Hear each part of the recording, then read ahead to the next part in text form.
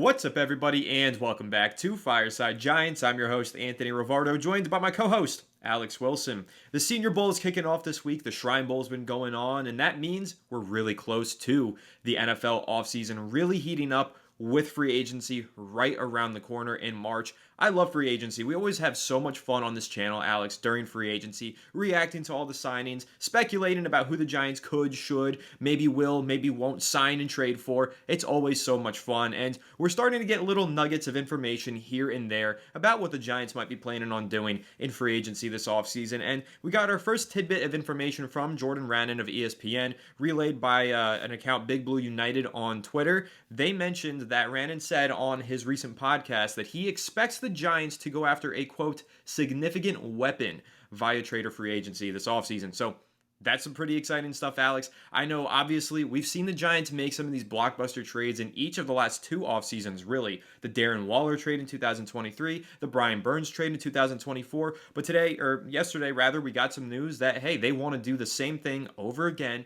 make another blockbuster trade, this time bringing in a piece for the offense, trying to cash in on a significant weapon for whichever quarterback is playing under center to share the ball with. So I think it's exciting news. Maybe you don't think it's good news, Alex. I'm not sure. I see a little bit of a head shake here, so I'm curious to get your take on it and hear your opinion. But I'll just say this.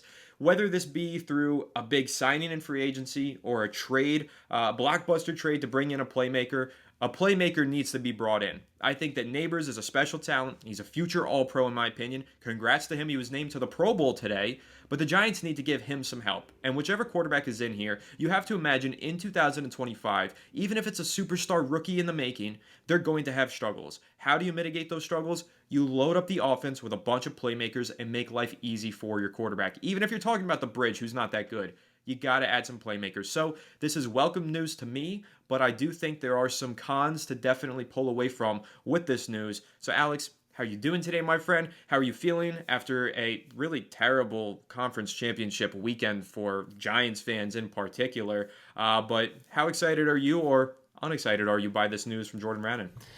Well, the best way I can say this is the fact that the Giants, and not to say that I disagree with letting Saquon Barkley go, but the fact that we let Saquon Barkley go and then a year later are now looking for another big offensive weapon is kind of crazy. You know what I mean? Like, we're going to have to overpay. We're going to have to pay probably similar to Saquon's contract for a WR2. Like, that's what we're looking at right now. And we're not going to get a running back because they like Tyrone Tracy, and they're not going to get a tight end because they like Theo Johnson. So if you're going for a WR2, and the market, Anthony, for WR2s these days is like $13 to $14 million a season. That's more than Saquon's earning. You know what I mean? Like, we let him go just to go out there and get another big free agent. Like, that's just kind of malpractice if you think about it. And I love Malik Neighbors, and I think he is a superstar already. But the fact they want to go get another weapon is kind of annoying. You know what I mean? It's like, why did you let one of the best running backs in football go if you were just going to go turn the page and want another weapon on offense? You know, it's kind of annoying when you think about it. But with that being said, we move on. We look for the future. So I'll give you guys a couple of listed free agent receivers on the market. I know we're sticking with Tyrone Tracy and Devin Singletary for next season, most likely. Maybe the Giants could throw another dart at the running back position in a really good running back class this year. Just try to add some more depth and future. You know, I don't really subscribe as much to like the bell cow running back as I do to having a nice 1-2 punch. I like the Jahmyr Gibbs, Dave Montgomery kind of thing. Obviously, we're not going to be able to replicate that.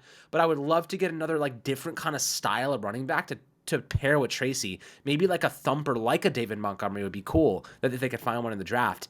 I'll let you get your take there because it sounds like you have something to say. Yeah, so on that point, just kind of mentioning the draft, you made a great point by saying that this is a really strong running back draft class. And the point that I want to make to that is I feel as though in recent years we've seen the Giants take positions off of their draft board because they're not needs for them. Stop doing that. Draft the best player available because the odds are in those later rounds for the New York Giants, a running back will be the best player available, and the fact that the Giants have Tyrone Tracy should not prevent them from adding another talented running back to their offense. That's just my take on that. And I understand Tracy's really good, and I'm by no means saying that I want to replace him. He's going to be the starter for years to come. But look at some of the best offenses in the NFL and how they have several starting caliber running backs in their offense. And they have 1-2 punches, like you just mentioned, with the Detroit Lions. So if the best player available on the board is a running back, don't just pass him over and take the special teams linebacker instead. Take the running back because you just want as many good players on your roster as possible. So I just wanted to kind of throw that out there, Alex, and say that I agree with your point there. It's a strong running back class. Take the BPA, add the 1-2 punch. There's no harm, no foul in doing something like that. So I always subscribe to the best player available strategy, unless you're talking about a quarterback, but that's a whole different story. So whether it's a running back or whatever, in those late rounds, let's just try and get the best players possible off this draft board. Absolutely, and I wouldn't hate taking another shot at one in like the 4th or the 5th round. Probably the 5th round is a nice place to just keep taking shots at RBs until you have two really good ones. Unless there's like a legitimate, like your team is stacked. Unless you're the Lions and you're like, we can afford to go spend a 1st-round pick on Jahmyr Gibbs because that's how good we are at the time.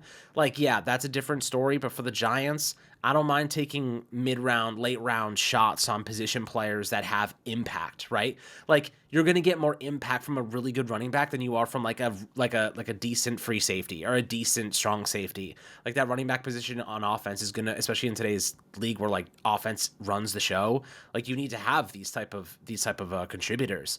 So, with that being said, the free agents at the receiver position are quite interesting. And we're going to do a lot more like deep dives into this when March comes around and we're looking at specific individual talent and where we think they fit. So Anthony, let's have a little bit of a discussion right now on one guy that you think would be a good option and maybe I'm not so high on, and that's Stephon Diggs, because the Giants have been linked to Stephon Diggs via PFF. I know it's not really a link. It's more like he'd be a good fit for the Giants, but let's break down, why or why not. And I'm more on like I'm okay with it, but I'm a little suspect because Diggs is 31 years old and he just tore his ACL. So there's no guarantee he'll be ready for the start of the season. He'll probably be like on the fringe. Maybe he misses a game. But I do think that Diggs has a very storied history of a very, very successful career. Obviously he can work inside and out. He is an alpha receiver. He wants the ball. How does that mesh with Neighbors? I don't think it's a problem because he knows he's coming off injuries and he's just succeeding. He's really succeeding reps to Neighbors, who is going to be that bell cow no matter what. But also, if you're going to draft a rookie, I could see why Diggs makes sense because like you want an experienced receiver at WR2. You don't want to be bringing in another rookie altogether, like as that kind of just a young core of receivers who just really are not experienced. I think that DeAndre Hopkins may be a good option for the Giants if they wanted to go in that direction because, D-Hop, I think he's a free agent after this year, and the Chiefs kind of have left him behind. Like he's kind of dead in the water there. They're not really giving him the ball. It's Xavier Worthy's show. And I think that they're winning lots of games because of it. And even Hollywood Brown got peppered last night. So, I do think that when it comes to DeAndre Hopkins, he could be a pretty interesting option for the Giants if they wanted to go in that direction because he's still a good player. He brings a ton of experience. He's okay being a WR2. He's not going to get paid a freaking boatload. And Neighbors, I mean, there's literally no one better. If Neighbors wants to get better, there is literally nobody better than to watch DeAndre Hopkins in practice and how he runs routes. It's like one of the gold standards of route runners in history of the league. So, like, I think it's a good mentor, a good guy to stabilize a young unit. But, what are your thoughts on Diggs? And then I'll let you obviously kind of compound that into what your thoughts on Hopkins would be if they wanted to consider either of those two vets.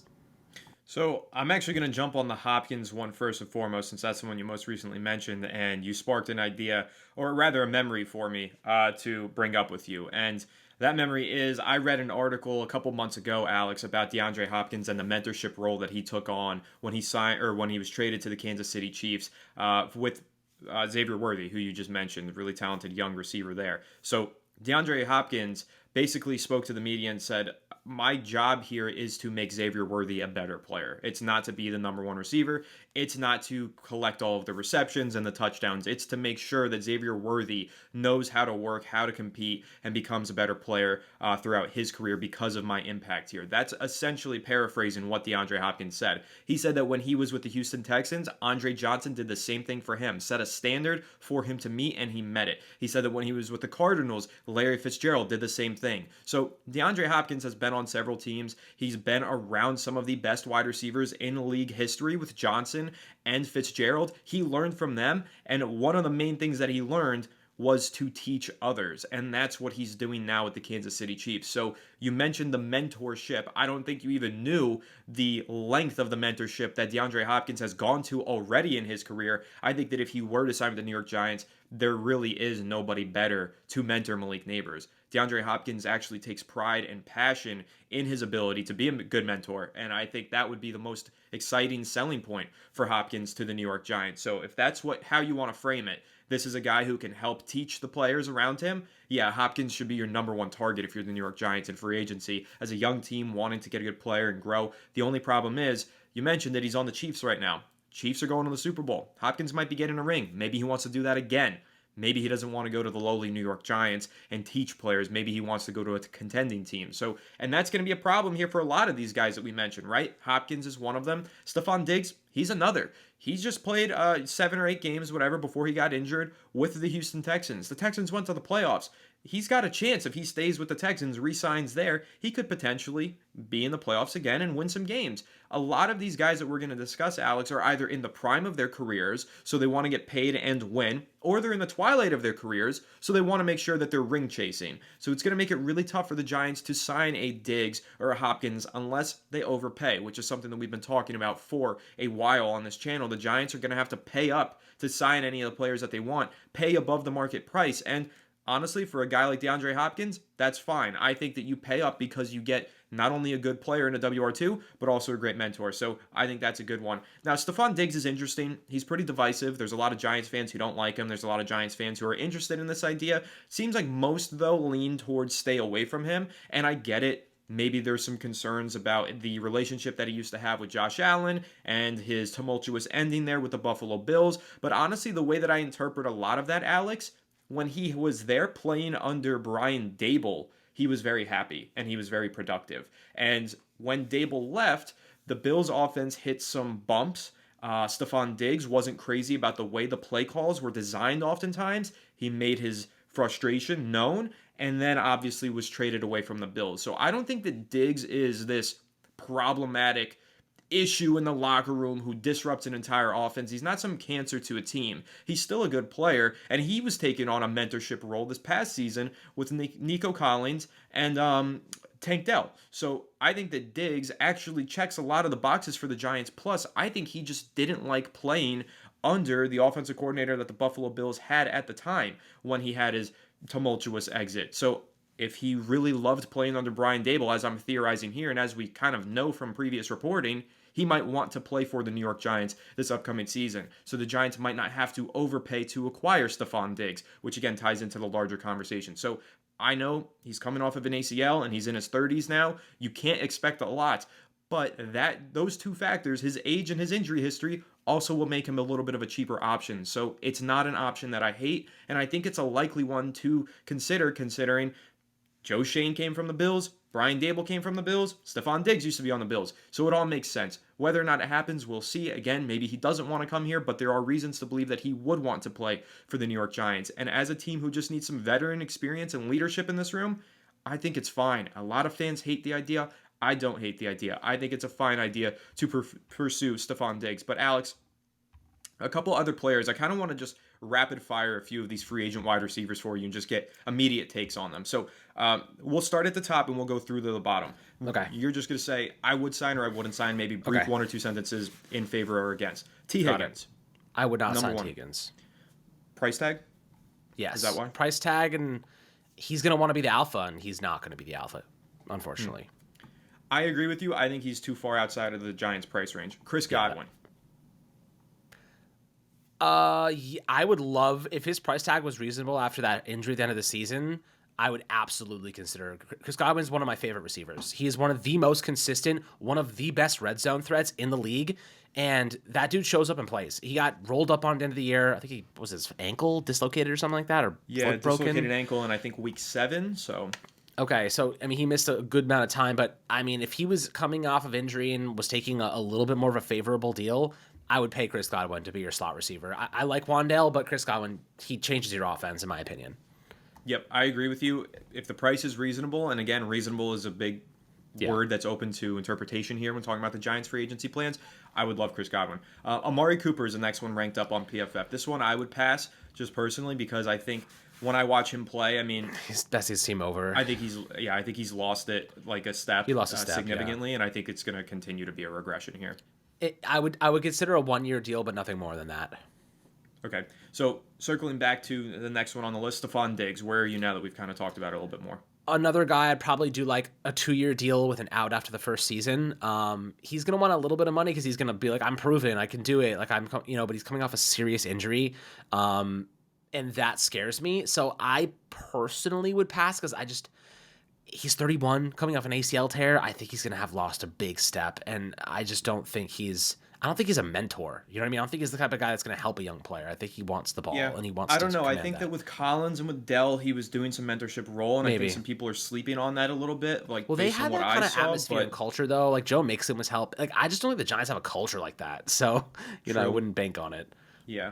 Actually, back on Chris Godwin, just to circle back there, because I forgot to mention this point. A lot of Giants fans complained about drops this past season. That guy never drops the ball. He had 52 catch attempts this past season, 0 drops. Consistent. So he really does make a lot of sense for the Giants. Yeah. But, all right, next one up, DeAndre Hopkins. I think we're both in agreement. We would be open to that one. He's still good. Like, he still gets open. He's still a great route runner. He still does stuff after the catch. He just, the Chiefs' offense just doesn't favor him. You know what I mean? Like, his style of play, he's not like blazing speed, blazing fast. He's not a big body and that creates mismatches. His role, Anthony, in my opinion, DeAndre Hopkins' role is to soak up the other team's CB1 and be forgotten. That is literally all his role is now. They move Xavier Worthy around the field. You can't have a CB1 on him all the time. Like, he's just so dynamic and so gadgety. So they just are really creative with their scheme. I think Hopkins' role is just to take one of their best DBs out of the game. And that's basically what he's been as a decoy. And I also think he's a pretty decent red zone threat because he's so smart at finding space. His slants are still nasty. If you ever watch his route running, his slants are still absolutely filthy. Like, he gets open. They just don't throw him the ball that much. So another player, next one on the list is another Chiefs player, Hollywood Brown. Where are you with him? I actually like Hollywood Brown. He's not going to be expensive. He's a blazer. Like, he's someone that, like, he fixes that problem that we're having with Jalen Hyatt where, like, we can't play him because he's not that good. And also, like, he also just isn't getting opportunities. And his game speed doesn't seem to be anything special, in my opinion. He doesn't really create the separation you'd think, like, when you watch him play. So it could just be route running concerns or teams knowing what the routes he's going to run. They just kind of know what he's going to do. So they just play him deep. I like Hollywood Brown. Yesterday was a good example of that. Like, he showed up in a big moments multiple times and made some really nice catches. And he dominated Khair Elam, who's a bad player, but he can dominate bad opposition. So, you have a CB2 against a mid team against Hollywood Brown. He's going to cook them. And so I wouldn't hate that as he could serve as WR2 and he's probably going to be pretty cheap. Yeah, I don't hate that idea either. I think Hollywood Brown's a decent player. He's somebody that I'd be interested in, but I wouldn't cough up big money too. No. If it's very cheap, Agreed. Sure. But again, also he's had some injuries in his career, so he's a little bit unreliable in that regard. All right, next guy on PFF's list though is Darius Slayton. Do you think there's any chance that they do re-sign him, and would you want them to? I don't think that they will, and I wouldn't re-sign Darius Slayton anyway. I think that he's a great dude, but he doesn't really fit our scheme anymore. You know what I mean? Like, he's just this like kind of wiry receiver. Like, we couldn't throw the ball downfield. He has horrible hands at times. I think we just need someone with a little bit more of a possession style, like a little bit bigger, a better route runner. Ideally, that's why I like Hopkins, because anything you throw his way, he's gonna freaking catch. You know what I mean? So, or Godwin's similar to that. He's not really he's an okay route runner. Like I said, questionable hands. He's got good speed, but it just doesn't lend itself to our offense anymore. I just don't think he's a great scheme fit. I think that I agree with you. It's kind of a shame. I don't know, because last year when Tyrod Taylor was in the lineup, he was popping off, and it was kind of like, oh man, if he had a good quarterback throwing the ball deep throws every in anticipation and likes to throw deep, maybe Slayton could still be good. But I don't know. I think that it's almost he's a one-trick pony, in my opinion. To me, it feels like a relationship that's stale. It's soured. Yeah, it's totally soured. The contract negotiation problem, that Giants fans not liking him anymore seems to be the case. So I think it's just time for both parties to move on. So I'm going to just name these last three guys on PFF's list, and I don't think any of them are serious contenders, but Keenan Allen, Deontay Johnson, and Mike Williams. Any intrigue in any of those guys? I think they'd all be pretty cheap. I'll just say Deontay Johnson I wouldn't even go near because he's on waivers now. He got claimed by the Ravens too, right? Yeah, they claimed him. He can't play, though. He's still going to be a free agent at the end of the season. They only did that for the purpose of no one else a compensatory pick. Oh, so nobody else could pick him up. But Yeah, so he's going to be a free agent. I wouldn't touch him just because of how many problems he's had and he Right. can't stay on a team. Yeah. Keenan Allen, I'm pretty sure he's only going to play in either Chicago or Los Angeles and has made I that don't want to clear. He's touch either Keenan making, Allen. and yes, I think he's way too old So and way injury too prone slow and too. way too large now. And then the last one, Mike Williams. This one, I low key actually though, don't hate Mike Williams. He looked don't good in hate. Pittsburgh for a couple of games. He had a couple games. One He's year old, removed obviously from he's the in his ACL tear. 30s. Yeah, a year removed from the torn ACL. He's not somebody that you rely on to start for you, I don't He's think. a But as a WR3. backup option, like WR3, yeah, give him get a guy in here who can make some of 1 those year, back 3 shoulder fade million. balls. I You can like it. probably get him for a Right, year and so a 3 mil. Like he's cheap. I would actually sign him and another receiver if I was going to go in that direction. I'd go like Hopkins and Mike Williams, and you have neighbors. You have tons of experience. You have possession. You got some speed, elite route running, some just really veteran leadership, and guys who have been through the ringer. And also Hopkins coming off what will probably be a Super Bowl win. Yeah, I think I will take that because he's gonna bring a lot of experience that this team desperately needs. They need a winner in that freaking locker room, dude. Everyone on this team is a loser because they just don't win any games. So it's, Yeah. I mean, it's just like not that they are losers individually, but they, as a team, they only know how to lose and what losing looks like. They need someone who's going to be like, yeah, this is not going to do it. We got to change this culture, and someone to lead the way. They lost that with Saquon, and not to say that we were winning with Saquon, but they lost a big voice in that locker room with Saquon. Same with McKinney. They need someone who's going to step up and help in that way. And the Giants are going to have to pay for it. The Giants are going to have to give Hopkins a nice little bit of money for him to come here. That's what he probably will see it as, not as a chance to win, but as a chance to cash in one last time. Listen, I think you're right. It's going to be tough. It's an uphill battle for the Giants to position themselves as an attractive destination. So, all right, now I want to go through the trades. Kind of just do the same thing, but so here are just some of the guys who've been listed in trade rumors, whether this was last year, mid-season, or, even after the deadline as guys who might be on the move in the offseason, okay? So we'll go through those guys. First one up being Cooper Kupp, who, I don't know if you saw, but there was a report, well, it wasn't even a report, it was the Rams general manager was asked about the possibility of trading him, and he did not say no. He said it's, everything's on the table, essentially. So Cooper Kupp could be a player who's on the trade block this offseason. It's confirmed that he was shopped in some deals, or in some negotiations in the middle of the season prior to the deadline when the Rams were struggling a little bit, weren't sure what they wanted to do. Obviously, they retained him. They went to the playoffs. He didn't do much in the playoffs either. Cooper Kupp, an older player who seems to maybe be, maybe the game's passing him by, maybe not. I don't know. But I'll be honest, Alex, if it's a cheap late round draft pick, I think this is a move that you make. I don't know how you feel about that, but I think that Cooper Kupp brings you dependability, reliability. Well, maybe not because of the injury history, but on the field, man, you can rely on him in big moments, that's for sure. And he is a consistent player. He's a great route runner. And I also think that his leadership qualities are tremendous. So I like the idea of Cooper Kupp. And I actually think if we're comparing the free agents that we just mentioned, Alex, to the trade targets, well, if the Giants trade for somebody, they don't really have much of a say. They have to come here. When you're negotiating with free agents, they have other teams that they can be competing with. So I actually think looking at the trade market is going to make more sense for the Giants at the receiver spot. But what are your thoughts quickly on Cooper Kupp before I share some of the other guys on the list? I love Cooper Kupp as a player. I think he's a little bit past his prime. Obviously, he's 32 next year, but he's going to have a 29.7 million cap hit, so that would have to be paid down quite considerably. Or for what it's worth, if they don't trade him, I think they might just take the out in his contract. I mean, it's 22 million in dead money, but they can spread that out over the final 2 years, and it's basically save $11 million to go get somebody else to upgrade. But like having Kupp obviously is not a bad thing. Maybe they just keep him. But I don't think the Giants are going to allocate almost 30 mil in cap space. That's basically all their cap space. They couldn't even do it if they wanted to, unless the Rams took on a nice chunk of that money, which I don't think they will do, because somebody will acquire him with a ton of, like, for example, like the Commanders could go and get him for 2 years, and he could become their slot monster alongside Terry and Cooper Kupp. I mean, that's a good move for a team like the Commanders, who like could use another like legitimate like kind of force at the receiver position. Maybe that's something they would consider doing. They don't really have a slot guy like that. I gotta say, the amount of money that the Commanders have to spend this offseason is so terrifying. Stupid. That team is already nasty. really good. the way that they built that roster this past offseason, the value that they Brilliant. got out of low-cost Because free of agents. JD. I mean, seriously, yeah, JD. But even on the defensive side of the ball, like That's everybody true. said, Bobby Wagner was washed up. Yep. Bobby Wagner looked I like a wanted stud the again. Giants to sign Bobby Wagner. Yeah, I We know. advocated for it. I'm like, dude, this guy's one of the best linebackers ever. Just his brain is like elite. You know what I mean? Just a good guy to have in Leadership. the room, right? Leadership. Yeah, exactly. So, but listen, the things that the Commanders did this past offseason are tremendous, and now Brilliant. they have like $100 million to spend. And draft picks. Yeah, they are going to be scary for a while. So are the Eagles, but hey, at least we're now with Dallas signing Schottenheimer or hiring Schottenheimer. At least there is some sort of competition for fourth place in the NFC East. We can say that, so that's a good thing. Yeah.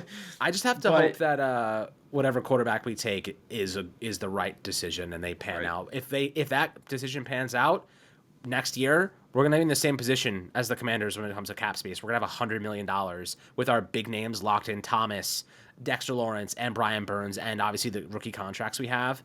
We're gonna be able to spend like crazy to upgrade positions of weakness, and that'll be a good situation to be in. But if you don't hit in the quarterback, it doesn't matter.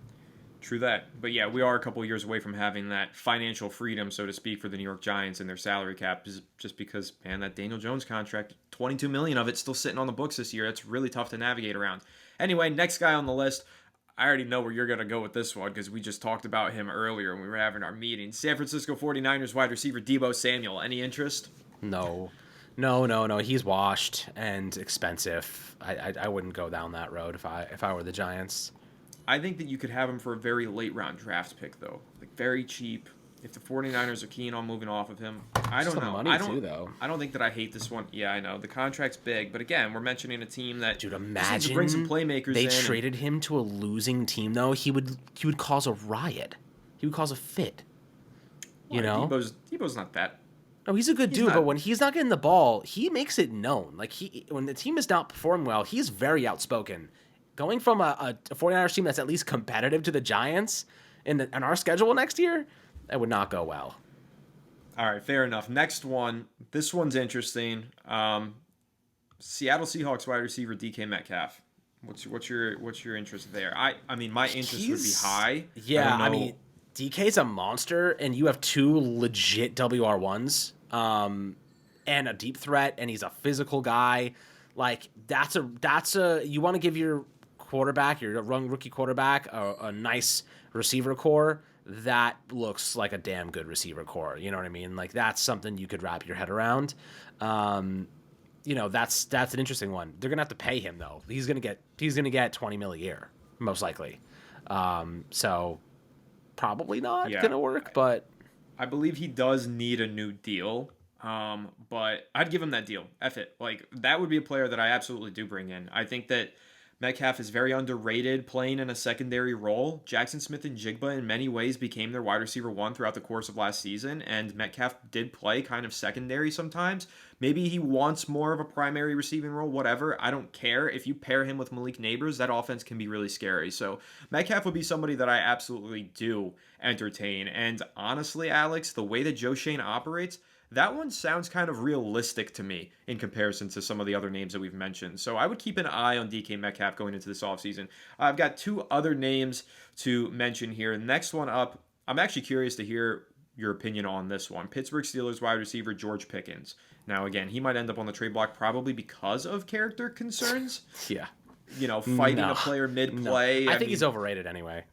Do you? I mean, he's so talented, but he's so the raw talent is unreal. He's got raw talent, but he's so much ego that it almost eats away at his confidence at times. It eats away at his focus. Like, he loses focus, and that you can't have that in the NFL. Like, you're gonna pay someone like that. You want to know who I think, and I think you're gonna love this, Anthony. You want to know who I think is one of the most underrated receivers on the free agent market?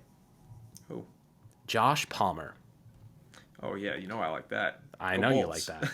I know you like that. And Josh Palmer, I watched when Ladd McConkey missed some games and Palmer stepped up into that role, and he dominated. Like, he was very good. So I wouldn't hate a flyer on him. He's going to be cheap too. He can operate in the slot. Like, he can do some stuff for you. He's 25 years old. Like, he's young. I mean, I like him. I think he'd be an interesting one. I agree with you. And actually, on free agents, just another name that I throw out there. Elijah Moore. I think that this is a I guy like him who's too. bounced around the league forever. He's still, we were just texting about this, Alex. You brought this up to me. He's still only 24 years old. How? I How? don't know. Right? So I think he's a 12 when out guy of the who league. probably has not hit his ceiling, and that He's would be been put somebody through that the I'd be ringer, man. He interested was in. started on the Jets, and then he went to the Browns. Like, Yeah, I that dude know. has no confidence. You know what I mean? Hmm. Like, he needs a fresh start again. I mean, ideally, he'd go to a team that wasn't, like, completely incompetent. But, like, the Giants, hoping to get out of that realm of completely incompetent. And I think that Elijah Moore as a slot, a cheap as hell slot receiver to go alongside Wandale. You could do some bunch formations and you can move him around a little bit. I think that when he came out of, I think, did he go to Ole Miss, I believe? Like, I think he was a really talented. I loved Elijah Moore coming out of Ole Miss. Me too. Then the Jets did their Jets thing and ruined him. And then the Browns did their Browns thing and continued to ruin him. And, it just is what it is. But I think, like, those are the type of guys that, yeah, I love, like, a Hopkins at WR2, but I love those, like, low-key, cheap, take a shot, like, Elijah Moore is one of those guys that could end up becoming something and give you a little bit more return for your buck. I agree with you. I would like to see Elijah Moore as a potential low-cost option. I think he makes sense. As does Tyler Boyd, the veteran who's now with Tennessee, but used to be a really great slot receiver for the Bengals. He's pretty washed up, but again, in terms of these cheap contracted players, he's somebody who I would also be interested in, as well as Diami Brown, who we just saw have a really great postseason with the Washington Commanders. That's a player who's about to hit free agency, and I think the Giants should be all over, steal from your divisional opponents. I would like Diami Brown. But, okay, where's my list here? Let me pull that back up. All right, so next trade option on the list. This is the last one that I had, but maybe the most exciting, Garrett Wilson. I think there's a good chance he shakes free. I think he really wants out of New York, at least with the Jets, wants away from the Jets based on how he operated this past season and kind of the comments that he made.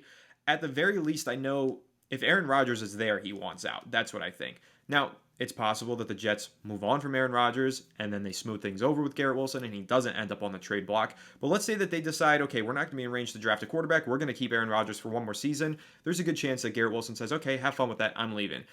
Could he be an option that the New York Giants consider? There is a little bit of a trade history between the Giants and the Jets. New GM, though, now for the Jets, so it's a little bit different. But the organizations obviously share a stadium, have respect for each other. I think it's something that could be on the table at the least for both parties.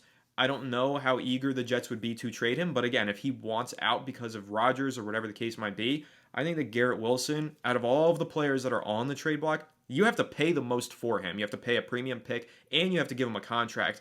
But honestly, Garrett Wilson's a stud, dude. He is a really monster. good receiver. He's an excellent route runner. He makes plays after the catch, and he's so young. If one of You them's want to going know to shake free, where you should go? You want to know where he's going? Commanders. The Commanders. The Commanders. They got all the resources, and I love Terry McLaurin, but in big games, you need another star. That's just the reality of the. I mean, also you just can't fumble. That would help. But I do think like adding you have like Diami Brown and like freaking Noah Brown there. There's a whole bunch of like guys that aren't stars, and Garrett Wilson gives you that complement that opens up the deep game to Terry. It opens up everything on your offense, and God knows Cliff Kingsbury would do some crazy shit with them. So I do think that for the Commanders it makes a lot of sense. For the Giants though, Garrett Wilson needs to go to a team where he is like the top target, like where he is the number one option. The Jets, their offensive line fell apart at times. Aaron Rodgers doing his weird stuff. And, there was just a lot of inconsistency in their play calling. They didn't know how to get the ball to their top guys. And they brought in Dante Adams. And then Garrett Wilson got even further buried down the totem pole. I don't necessarily get the feeling that Garrett Wilson might be good for a Raiders. Imagine Brock Bowers and Garrett Wilson. That'd be sick for them. I just don't see it happening. I don't think so. But another place, I'm on this Commanders spree right now, but another place I could see the Commanders getting, you want to know? You want to know who's a really good fit for them? I bet you know. And he's going to get traded this offseason too, for sure. He would be insane for their deep game. wide receiver? Yeah. I don't know. Spit it out. Tyreek Hill. Yeah.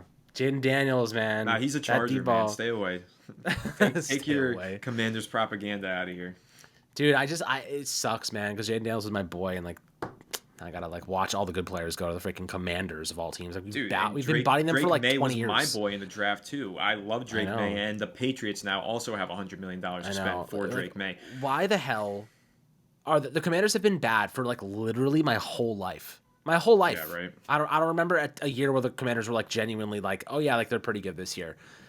What the hell? I have to say, just because we're kind of on the topic, but not really, we're in the realm of the topic.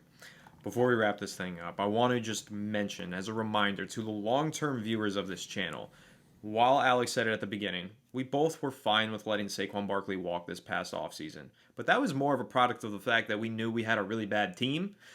Let's rewind to the 2023 offseason. Fact check me if you want. Pull up the receipts. They're there. I was an advocate of franchise tagging Daniel Jones and signing Saquon Barkley to a 2-year deal or a 3-year deal with a 2-year out. That was my big argument that offseason. Could you just imagine, Alex, the better position that the New York Giants would be in right now if they did exactly that? I Not saying I that I'm better than Joe Shane or anything. I'm not saying that. I'm just like, man, we've done all of these mental exercises as Giants fans. I know all of you have thought, oh man, what if we did this? What if we did that? And it just is very frustrating when we look back on the past, especially because we've been doing this on a show, publicly speaking about the Giants for 5 years now. I just look back on that offseason. I'm like, that was maybe the most pivotal offseason in the last 20 years of the New York Giants, possibly. At least it's up there in the top 5 of those off seasons. And instead of doing what I felt was the obviously right thing to do, tagging Jones and extending Barkley on a short term deal, they did the opposite. And they completely just blew up all of the success that they had from 2022 and devolved into nothingness. It's very frustrating. Like, I sit here, I get frustrated about the team. I get frustrated watching the Eagles and the Commanders play in the NFC Conference Championship game. I get even more frustrated because it's Saquon Barkley ripping off 60-yard runs every 2 plays. But I get really frustrated because I know that publicly a lot of people were angry at me for having the take, but I had the take publicly that Barkley should have gotten the extension and Daniel Jones should have gotten the franchise tag. And it just, again, it all compounds. It compounds. It becomes way more frustrating for me just knowing that was the take that I was pounding the table for, and unfortunately, it did not come to fruition, and now we're stuck even further down in the abyss of a mess that we're in. Yeah.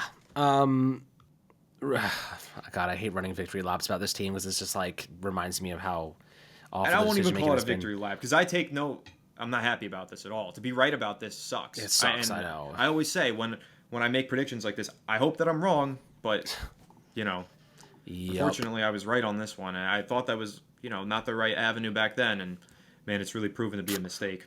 Well, I'll tell you one thing. 2 things, actually. 1, nobody will ever make this mistake again. And 2, hopefully we never make this mistake again. Like, you're going to watch the Vikings right now move on from Sam Darnold because they just saw what happened to the Giants like 2 years ago. Or last year, really. At the very least, they'll tag him. They won't give him. At the very least, they will tag him. Me neither. Right. At the very least, they're going to tag Sam Darnold and then move on if he doesn't replicate it again. That is how it'll go. We became the experiment and we became the example of what not to do. So hopefully we can learn from our own mistakes. And we know Joe Shane's been kind of suspect, not kind of, very suspect when it comes to building the quarterback room. We currently do not have a quarterback.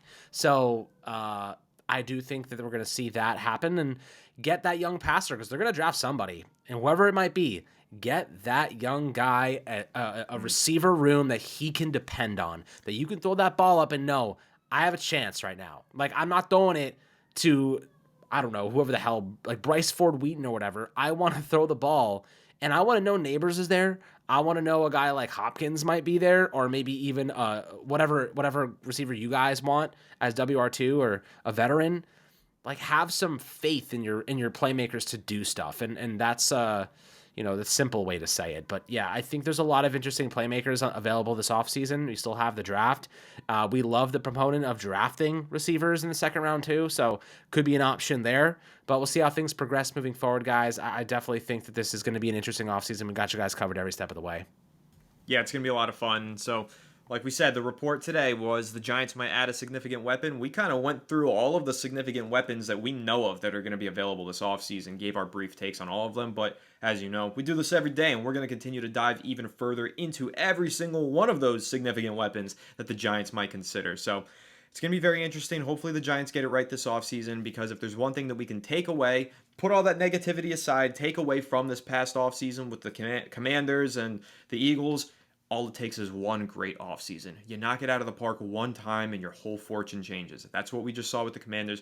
That's also what we saw with the Eagles, because if you remember, Alex, last offseason, what was the chatter in Philadelphia? It was Nick Sirianni can't win in the playoffs. It was Jalen Hurts is a major question mark. The Eagles should rebuild. They should fire Sirianni and try again and do it all over. No, instead they doubled down on their people. They brought in the right players and made the right signings, and now they're playing in the goddamn Super Bowl. So it really only takes one offseason for everything to change for a franchise. And that's going to be what I keep reminding myself to cope here as a New York Giants fan. I just got to remind myself it takes one bad offseason, like the 2023 offseason with Jones Barkley. It takes one bad offseason to mess things up.